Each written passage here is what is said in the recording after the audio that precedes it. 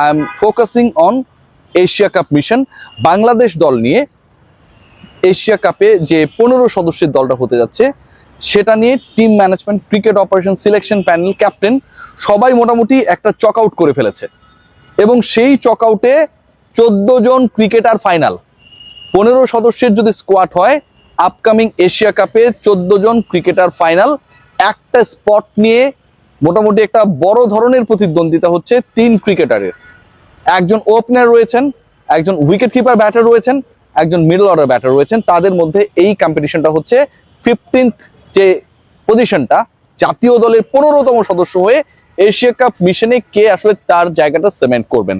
14টা যে স্পট আমি আপনাকে বললাম, আপনাদের বললাম ফাইনাল হয়েছে, সেই জায়গায় কোনো backup opener Bangladesh team management right now ভাবছে না। সো নাইম শেখের যে সুযোগ, নাইম শেখকে দলে নিয়ে বহন করে দুবাই আবুধাবিতে গিয়ে খেলানো, নাইম শেখকে নিয়ে নতুন করে বিতর্কে জড়ানো, সেটার সুযোগ আপাতত নেই। এটা কেউ অফিসিয়ালি এখন বলবে না, আমি আপনাদের আগে আগে জানিয়ে দিচ্ছি, Naim Sheikh is not going to be the part of Bangladesh Asia cup squad.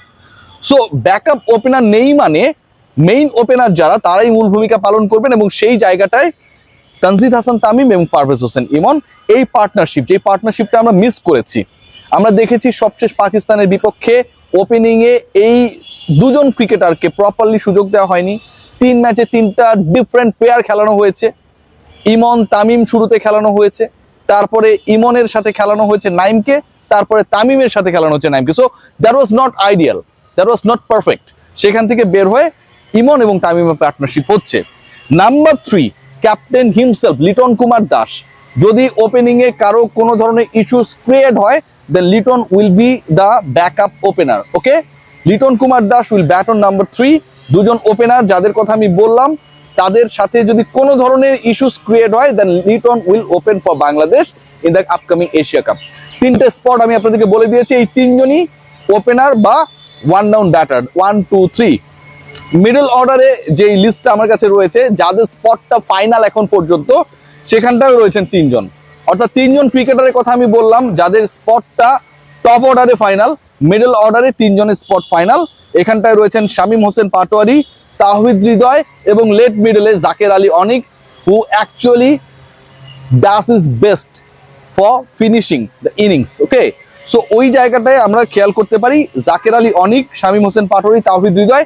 হৃদয়কে নিয়ে কিছু ইস্যুস রয়েছে, তার স্ট্রাইক রেট নিয়ে কথা রয়েছে, পারফরমেন্সের ধারাবাহিকতা নিয়ে প্রশ্ন রয়েছে, but certainly Hridoy is going to be the part of Asia cup squad. 6টা স্পট ডান হয়ে গেছে। Spinner, specialist spinner Bangladesh Abu Dhabi Dubai Asia কাপে নিয়ে যাবে 3 জনকে। একজন বাহাতি অর্থোডক্স, একজন লেগ স্পিনার, একজন অফ স্পিনার। আমি লাস্ট যে নামটা বললাম যে একজন অফ স্পিনার, সেই অপশনটা আপনারা সবাই জানেন, শাক মেহেদি। শাক মেহেদি অফ স্পিনার হিসেবে বাংলাদেশ দলভুক্ত হচ্ছেন এবং এই সাথে leg spinner Rishad Hossain, the only option right now we have, and the brilliant Nasum Ahmed, left arm orthodox. Mehedi Hasan মিরাজের ব্যাপারটা আমি এখানেই কনক্লুড করে দিতে চাই। মেহেদি হাসান মিরাজকে নিয়ে এশিয়া কাপে team management, captain, selection panel, 15th member যে স্কোয়াডটা ultimately going to be announced, যেটা আরো কিছুটা লেট রয়েছে, বাট প্রবাবল স্কোয়াডের মধ্যে মেহেদি হাসান মিরাজকে লাইক নাইম শেখের মতো বিবেচনা করা হচ্ছে না। Mehedi Hasan Miraz is not considering to be the part of Asia cup squad. এর বাইরে পেস ডিপার্টমেন্ট একটা বড় ধরনের ইস্যুস রয়েছে। সেখানটা একজন পেস বোলিং অলরাউন্ডারকে বাংলাদেশ রাখছে, আর বাকি যারা তারা নিখাত পেসার। পেস বোলিং অলরাউন্ডারের আলোচনাটা যখন আমরা করি, তখন আপনারা বুঝেই যান যে আসলে এই মানুষটাকে, হি ইজ, আমরা সবাই জানি যে মোহাম্মদ সাইফুদ্দিন।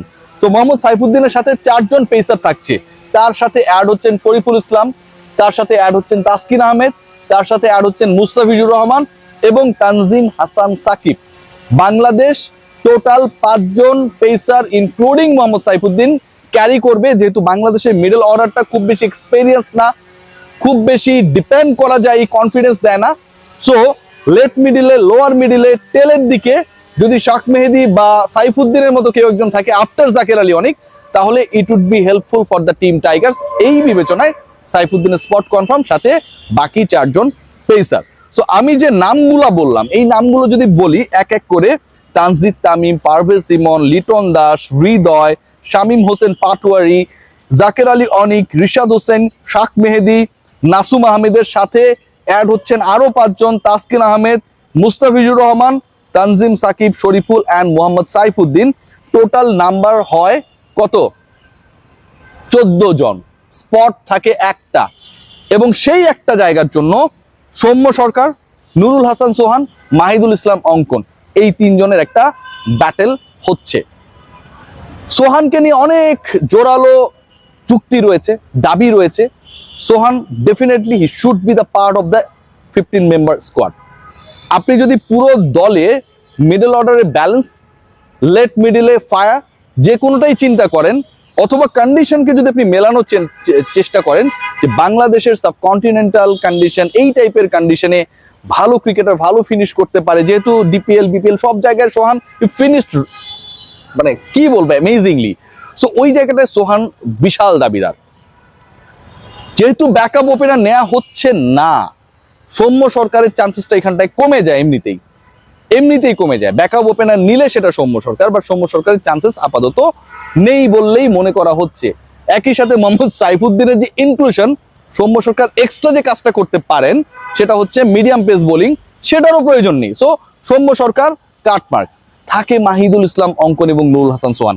সো এই দুয়ের মধ্যে থেকে বাংলাদেশ টিম ম্যানেজমেন্ট একজনকে পিক করবে। একটা গ্রুপ রয়েছে always they are not keen to pick Nurul Hasan Sohan. আমি জানি না কেন। আমি বিভিন্ন সময় আমার বিভিন্ন স্টেটমেন্টে বলেছি যে সিলেকশন প্যানেলের ছোটবেলায় কোনো সোহান নামের বন্ধুর সাথে গ্যাঞ্জাম থাকতে পারে, সোহানকে পিক করলে তার কথা মনে পড়ে যায়, যে কারণে তাকে দলে নেয় না। এটা হতে পারে, না হলে কোনো কারণ নেই। গ্লোবাল সুপার লিগেও যদি আমরা দেখি যে নুরুল হাসান সোহান হাউ অ্যাকচুয়ালি হি পারফর্ম, তিনি তার মতো করে পারফর্ম করেছেন, লো স্কোরিং ম্যাচেসগুলো হয়েছে, দলকে ফাইনালে তুলেছেন টানা দ্বিতীয়বার, এবং তিনি যে এই দলে চান্সেস ডিজার্ভ করেন, সিলেকশন প্যানেলের প্রধান তার বক্তব্যের মাধ্যমে কিন্তু সেটা প্রিভিয়াসলি ক্লিয়ার করে দিয়েছে। কিভাবে ক্লিয়ার করেছে খেয়াল করে দেখবেন। সিলেকশন প্যানেল প্রধান বলেছেন সোহানকে বিবেচনা করা হয়নি, সবশেষ যে সিরিজটা ছিল শ্রীলঙ্কায় তার ইনজুরি ছিল, সোহানের ইনজুরি ছিল না। পরের ম্যাচে পরের দিনই তিনি 97 করেছিলেন। সো রাইট নাও তো সোহানের কোনো সমস্যা নেই, and definitely you need someone in the middle order. তো সোহানকে রাখতে আপনার সমস্যাটা কোথায়? সোহানের সাথে কম্পিটিশন হচ্ছে মাহিদুল ইসলাম অঙ্কনের। মাহিদুল ইসলাম অঙ্কন লাস্ট বিপিএলেও অনেক ফায়ারি ইনিংস খেলেছিল, এবং যেহেতু আপনি উইকেট কিপিং অপশনটাকে মাথায় রাখছেন, এক্সপেরিয়েন্সকে মাথায় রাখছেন, এশিয়া কাপকে মাথায় রাখছেন, from that connection Nurul Hasan Sohan তুলনামূলকভাবে মাহিদুল অঙ্কনের থেকে বেশটা এগিয়ে। সো বাংলাদেশের এশিয়া কাপ স্কোয়াড আলটিমেটলি অনেকটাই ফাইনালাইজ করা রয়েছে। একটা স্পট নিয়ে সর্বোচ্চ ডিবেট হবে, এবং সেই স্পটটায় অঙ্কন নাকি সোহান কে থাকবে সেটাই হচ্ছে দেখার। সবাই ভালো থাকবেন, টেক গ্রেট কেয়ার।